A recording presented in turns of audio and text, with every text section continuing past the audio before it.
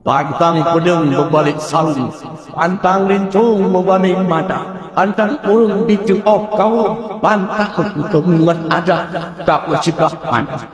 Voor mij liggen twee handschriften van de Hikayat Aceh, de geschiedenis van Aceh. Deze twee handschriften zijn samen met een derde handschrift dat zich bevindt in de Nationale Bibliotheek van Indonesië, ingeschreven in het Memory of the World Register van UNESCO. De aanvraag is gezamenlijk ingediend door Indonesië en Nederland. En we zijn heel blij dat deze tekst is erkend als werelderfgoed. Badan PBB untuk Organisasi Pendidikan, Ilmu Pengetahuan, dan Kebudayaan, UNESCO menetapkan naskah Hikayat Aceh sebagai Memory of the World atau warisan dunia pada 18 Mei lalu.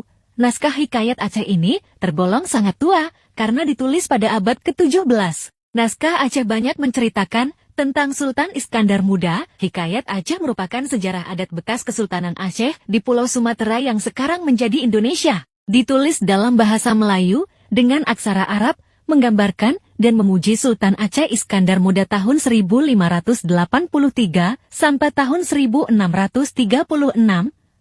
Hikayat Aceh diyakini atas perintah Sultan Safiyat al-Din Shah, putri Sultan Iskandar Muda. Teks tersebut banyak memuat cerita tentang kehidupan dan adat istiadat di Keraton Aceh, hubungan antara lain dengan Portugal, Cina, dan Turki, persaingan internal, peperangan, dan agama Islam. Ini adalah karya unik yang menggunakan gaya sastra Melayu tradisional dengan pengaruh Persia yang kaya, penuh informasi, dan detail sejarah.